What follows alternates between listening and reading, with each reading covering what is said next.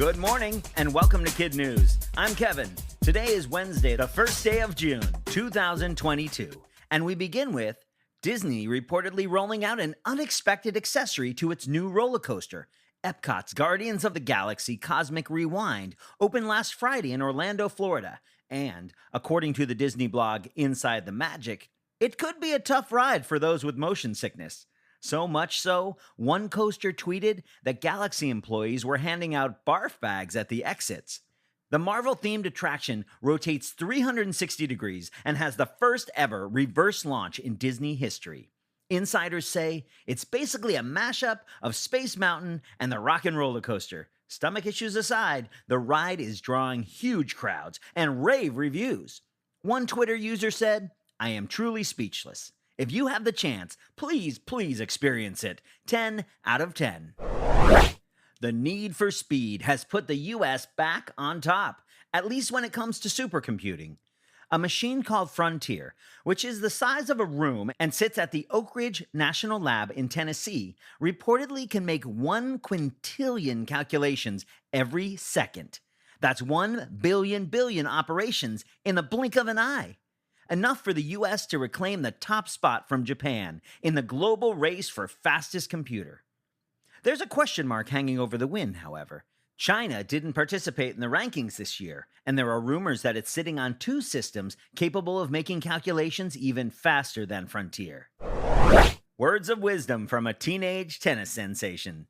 Yesterday, CoCo Gauff made it to her first ever Grand Slam singles semifinal, just 1 week after celebrating her 18th birthday under the Eiffel Tower in Paris, France, where she's competing in the French Open. Years ago, she became the youngest player to advance to the 4th round of Wimbledon. But then, the pressure and expectations of others got to her, and she fell out of the spotlight. Today, CoCo has a healthier outlook. "No matter how good or how bad my career is," she told reporters, "I think I'm a great person." And that, she said, is a message to all young players. Quote, "Your results or your job or how much money you make doesn't define you as a person. As long as you love yourself, who cares what anyone else thinks?"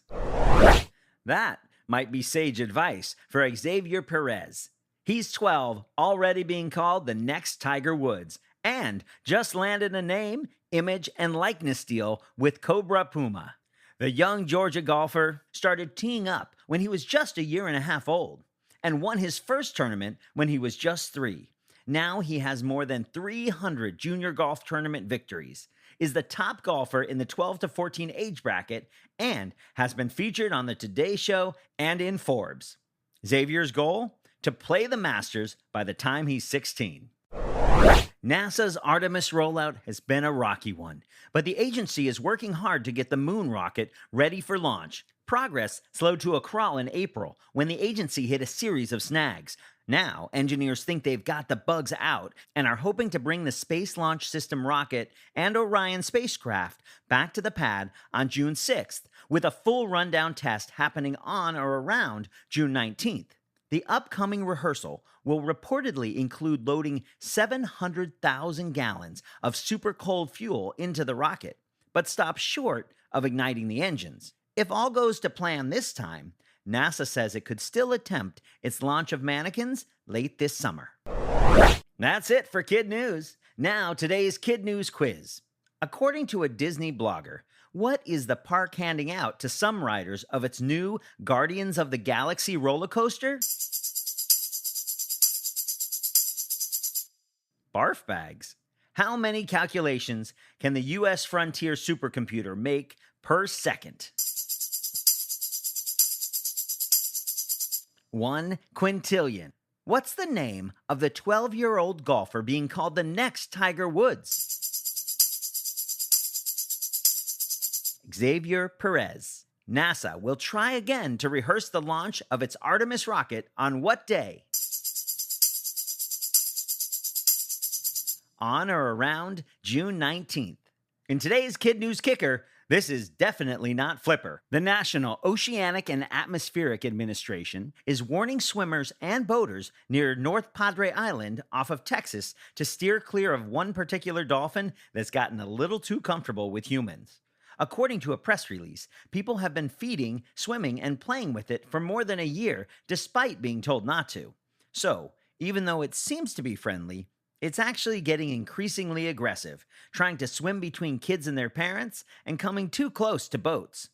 Noah is reminding humans that while cute, this particular dolphin is still a wild animal with unpredictable behavior.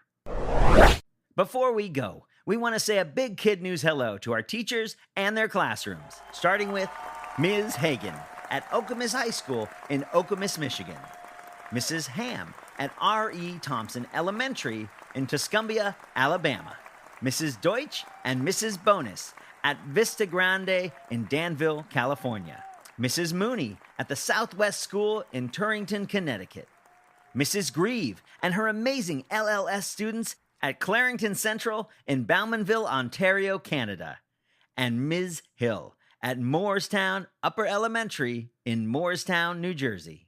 Thanks for listening. Please follow us on Facebook, Instagram, and Twitter. And we'll see you back here for more KidNuz tomorrow morning.